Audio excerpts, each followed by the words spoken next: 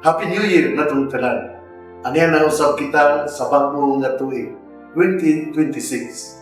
Ato nga ipangyarihan nga unta ang usa ka 2026 usa ka mabungahon o anaa gayon ang kalinaw, kalipay o pagsintanay sa ato nga tagsa-tagsa ka pamilya.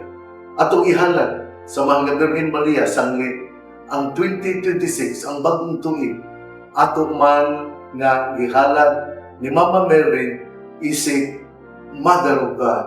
Ug ang New Year usab gitawag usab kini, gihalad usab kini sa World Day of Prayer for Peace. Sa ato padiay, sa ato pagsaulog sa bagong nga tuig, ato diay nga atimanon ang ato usab nga mga inahan. Sanglit si Mama Mary mao man ang ato nga sumbanan gani ang bagong tuig dihalad man alang kang Mama Mary. Ingon usab atong iampo nga aduna gayoy kalinaw sa tibuok kalibutan. Atong isaan kita mohimo og resolution ug kini unta atong pagatumanon. Dili gyud maayo nga mosaad kita unya dili kita maningkamot nga ato nga mapuy-an ang ato nga mga saad. Ako sayod na mangayon ang mga kalisod. Labi na kung kita musaad, naagyon ang mga tentasyon. Pero atong paningkamutan, pinagi sa grasya sa Diyos, nga ato gayon nga matuman ang ato nga mga saad. Ang ato diay nga pagsaulog sa bagong tuig, dili nato kini sa ulogon pinagi sa mga kasaba.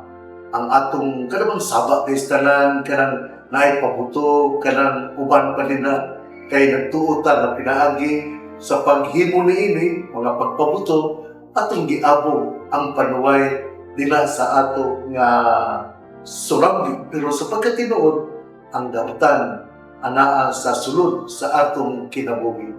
Kung ato gayon nga tawgon ang daotan, atong tawgon ang demonyo, mupatigbabaw gyud kini dina sa atong kinabuhi. Apan kung si Jesus ang atong Ginoo, mo'y atong tawgon ang ato diay nga mga mabuhat, mga godly actions. Muna nga, niining bagong tuig, sama nga kita, sama nga ako moingon, ato gayon nga puy-an ang kinabuhi o mga bertudes sa atong Ginoo, dili kita muuyon nga upatigbabaw gayon ang daotan. Sa atong nasod, daghan kaayo ang mga kalisod.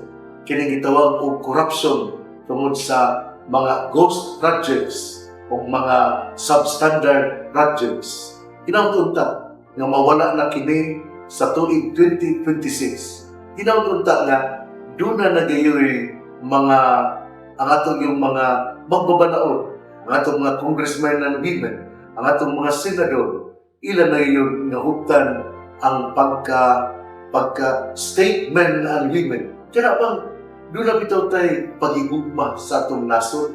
Yan hindi lang pagigugma sa atong nasod. Ato pa gayon nga hibuhatan kining sakripisyo kay pinaagi niini kita miila nga ang atong gialadaran mao gayon ang katawan. Happy New Year na itong tanan o hinaot nga ang banay magkahiusa, hinaot nga ang ato nga mga elected officials magtinarong, hinaot nga ang ato nga mga kaigsuunan, wad mo na gayon paningkamutan nga mupatigbabaw gayon ang kalinaw. Ako na pasalamat na sa tanan nga mga mihimo o mga kalihukan aron ang ato nga nasod magmalinaw. Akong pasalamat sa mga nialagad dinhi sa simbahan, nialagad sa ato nga mga syudad o mga kalungsuran, ang atong mga doktor, ang atong mga nurses, ang ato nga mga street sweepers, ang ato nga mga drivers, hinaot nga inyo usab nga mabati ang kalinaw o tungod niya na kamo among ipasalamatan kay bagong tuig o bagong na usab nga pamaagi apan ang pagpamaagi subay gayon sa kabubuton sa atong Ginoo. Happy New Year! atong atubangon ang bagong tuig nga puno sa paglaom, puno sa pagtuo, nabaw sa tanan kita magmaampo. Pinagi ni anak ato gayon nga mapuy-an ang mamilahon nga bagong tuig 2026. Ayaw kalimot, pinagi sa pag-ampo kita dagko gayon ngadto sa pilan sa atong Ginoo. Pinagi sa pag-ampo ato gayon nga mapukan ang daotan. Usa akong hangyon ini bagong tuig, mag-usab ang atong banay, hinaon unta ng papa o mama ang mga anak, adula niyo panahon sa pag-ampo. Usbo nato ang dagan sa kinabuhi sa bagong tuig, kaya ang bagong tuig mao man usab ang mudalagan nato aron kita makatadamtam sa panalangin nga gisaan lamang ngadtong mga tao nga puno sa pagtuo, puno sa paglaom, o tao nga maampo. Happy New Year! God bless! Ato gayon nga puy-an ang pagka-matinabangon o pagka-yusnon. God bless! Mabuhay tayong lahat!